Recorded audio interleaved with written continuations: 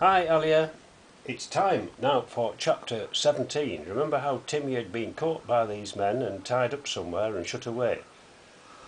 And George is going to find him, whatever happens. So chapter 17, Timmy at last, which sounds promising, does it not? "No, George," called her father sharply. "Come back, there is something very important I want to say. Come here." George went over to him, filled with impatience to get to Timmy, wherever he was. She must find him. "Now listen," said her father. "I have a book in which I have made all my notes of this great experiment. The men haven't found it. I want you to take it safely to the mainland. Now, don't let it out of your sight, George. If the men get hold of it, they would have all the information they needed." "But don't they know everything just by looking at your wires and machines and things?" asked George. "They know a very great deal," said her father, "and they've found out a lot more since they've been here, but not quite enough. I daren't destroy my book of notes, because if anything should happen to me, my great idea would be completely lost. So, George, I must entrust it to you, and you must take it to an address I will give you and hand it to the person there." "It's an awful responsibility," said George, a little scared of handling a book which meant so much not only to her father, but possibly to the whole world.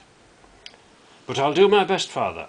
I'll hide it in one of the caves till the men come back, and then I'll slip back up the passage to the hidden entrance, get out, go to my boat, and row back to the mainland.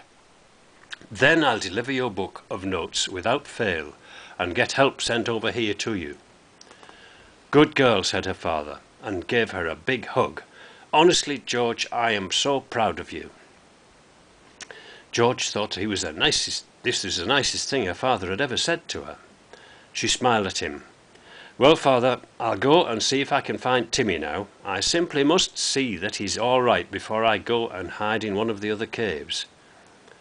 "Very well," said her father. The man who took the biscuits went in that direction, still further under the sea, George. "Oh, by the way, how is it you're here in the middle of the night?" It seemed to strike her father for the first time that George also might have a story to tell. But George felt she couldn't really waste any more time. She must find Timmy. "I'll tell you later, father," she said. "Oh, where's that book of notes?" Her father rose and went to the back of the cave. He took a box and stood on it. He ran his hand along a dark ridge of rock and felt about until he had found what he wanted. He brought down a slim book whose pages were very thin paper. He opened the book, and George saw many beautifully drawn diagrams and pages of notes in her father's small, neat handwriting. "Here you are," said her father, handing her the book. "Do the best you can. If anything happens to me, this book will still enable my fellow workers to give my idea to the world. If I come through this all right, I shall be glad to have the book, because it will mean I shall not have to work out all my experiments again." George took the precious book. She stuffed it into a mackintosh pocket, which was a big one. "I'll keep it safe, father. Now I must go and find Timmy, or those two men will be back before I can hide in one of the other caves." She left her father's cave and went into the next one. There was nothing there at all. Then on she went down a passage that twisted round and turned round in the rock. Then she heard a sound she longed to hear. A whine. Yes, really, a whine. "Timmy!" shouted George eagerly. "Oh, Timmy, I'm coming!" Timmy's whine stopped suddenly. Then he barked joyously. "Woof, woof, woof, woof, woof!"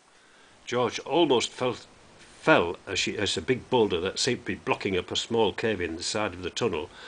Behind the boulder, Timmy barked and scraped frantically. George tugged at the stone with all her strength. "Timmy!" she panted. "Timmy, Timmy, I'll get you out. I'm coming. Oh, Timmy!" And I've got to have a drink.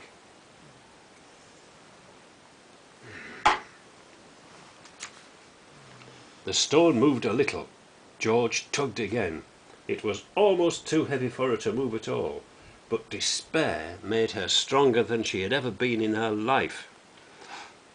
The stone quite suddenly swung to one side, and George just got one of her feet out of the way in time, or it would have been crushed. Timmy squeezed out of the space left. He flung himself on George, who fell to the ground with her arms tight round him. He licked her face and whined, and she buried her nose in his thick fur for joy. "Timmy, what have they done to you? Timmy, I came as soon as I could." Timmy whined again in joy, and tried to paw and lick George as if he couldn't have enough of her. It would have been very difficult to say which of the two was the happier. At last George pushed Timmy away firmly. "Timmy, we've got work to do. We've got to escape from here and get across to the mainland and bring help." "Woof," said Timmy. George stood up and flashed her torch into the tiny cave where Timmy had been. She saw that there was a bowl of water there and some biscuits. The men had not ill-treated him then, except to lasso him and half choke him when they caught him. She felt round his neck tenderly, but except for a swollen ridge, he seemed none the worse. "Now, hurry up, we'll go back to Father's cave, and then find another cave beyond this one to hide in until the two men come back from the tower. Then we'll creep out into the little stone room and row back to the mainland," said George. "I've got a very, very important book here in my pocket, Timmy." Timmy growled suddenly. The hairs on the back of his neck rose up. George stiffened and stood listening. A stern voice came down the passage. "I don't know who you are or where you've come from, but if you have dared to let that dog loose, he'll be shot. And to show you how I mean what I say, here's something to let you know I've got a revolver." Then there came a deafening crash as the man pulled the trigger and a bullet hit the roof somewhere in the passage. Timmy and George almost jumped out of their skins. Timmy would have leapt up the passage at once, but George had her hand on his collar. She was very frightened and tried hard to think what was the best thing to do. The echoes of the shot went on and on. It was horrid. Timmy stopped growling and George stayed absolutely still. "Well," said the voice, "did you hear what I said? If that dog is loose, he'll be shot. I'm not having my plans spoilt now. And you, whoever you are, will you please come up the tunnel and let me see you? But I warn you, if the dog's with you, that's the end of him." "Timmy, Timmy, Timmy, run away and hide somewhere," whispered George suddenly. And then she remembered something else that filled her with despair. She had her father's precious book of notes with her, in her pocket. Suppose the man found it on her. It would break her father's heart to know that his wonderful secret had been stolen from him after all. George hurriedly took the thin, flat little book from her pocket. She pushed it at Timmy. "Put it in your mouth, take it with you, Tim, and go and hide till it's safe to come. Quick, go, Timmy, go. I'll be all right." To her great relief, Timmy, with the book in his mouth, turned and disappeared down the tunnel that led further under the sea. How she hoped he would find a safe hiding place. The tunnel must end soon, but maybe before it did, Timmy would settle down in some dark corner and wait for her to call him again. "Will you come up the passage or not?" shouted the voice angrily. "You'll be sorry if I have to come and fetch you, because I shall shoot all the way along." "I'm coming," called George in a small voice, and she went up the passage.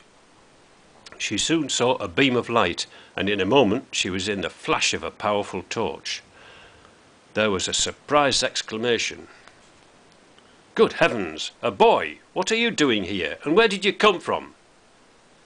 George's short curly hair made the man with the torch think that she was a boy, and George did not tell him he was wrong. The man held a revolver, but he let it drop as he saw George. "I only came to rescue my dog and to find my father," said George in a meek voice. "Well, you can't move that heavy stone," said the man. "A kid like you wouldn't have the strength. And you can't rescue your father either. We've got him prisoner, as no doubt you saw." "Yes," said George, delighted to think that the man was sure that she had not been strong enough to move the big stone. She wasn't going to say a word about Timmy. If the man thought he was still shut up in a tiny cave, well and good. Then she heard her father's voice anxiously calling from somewhere beyond the man. "George, is that you? Are you all right?" "Yes, father," shouted back George, hoping that he would not ask anything about Timmy. The man beckoned her to come to him. Then he pushed her in front of him as they walked into her father's cave. "I brought your boy back," said the man. "Silly little idiot, thinking you would set the savage dog free. We've got him penned up in a cave with a big boulder in front." Another man came in from the opposite end of the cave. He was amazed to see George. The other man explained, "When I got down here, I heard a noise out beyond this cave. The dog barking and someone talking to him, and I found this kid here, trying to set the dog free. I'd have shot the dog, of course, if he had been freed. But how did this boy get in here?" asked the other man, still amazed. "Maybe he can tell us that," said the other. And then, for the first time, George's father heard how George had got there and why. She told them how she'd watched for Timmy in the glass room of the tower and hadn't seen him, and that had worried her and made her suspicious. So she had come across to the island in her boat at night and had seen where the men came from. She had gone down the tunnel and kept on till she came to the cave where she had found her father. The three men listened in silence. "Well, you're a tiresome nuisance," one of the men said to George, "but my word, you're a son to be proud of. It's not many boys that would have been brave enough to run so much risk for anyone." "Yes, I'm really proud of you, George," said her father. He looked at her anxiously. She knew what he was thinking. What about this precious book? Had she been sensible enough to hide it? Did she not dare to let him know anything while the men were there? "Now, this complicates matters," said the other man, looking at George. "If you don't go back home, you'll soon be missed, and there will be all kinds of search parties going on, and maybe someone will send over to the island here to tell your father you've disappeared. We don't want anyone here at present, not till we know what we want to know." He turned to George's father. "If you will tell us what we want to know and give us all your notes, we will set you free, give you whatever sum of money you ask for, and disappear ourselves." "And if I still say I won't," said George's father, "then I'm afraid we shall blow up the whole of your machines and the tower, and possibly you will never be found again, because you will be buried down here," said the man, in a voice that was suddenly very hard. There was a dead silence. George looked at her father. "You couldn't do a thing like that," he said at last. You would gain nothing by it all."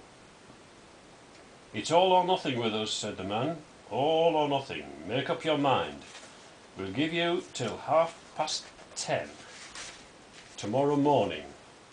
That's about 7 hours. Then either you tell us everything or we blow the island sky high." They went out of the cave and left George and her father together. Only 7 hours, and then, perhaps, the end of Kirrin Island. Oh, this doesn't look very good, does it? I wonder what's going to happen next. Perhaps we'll have to wait and see what happens in chapter 18, by which time it is 4:30 in the morning, getting near the time. Anyway, time for bed now, so you have a snooze, and we'll see you again with chapter 18 soon. Bye for now.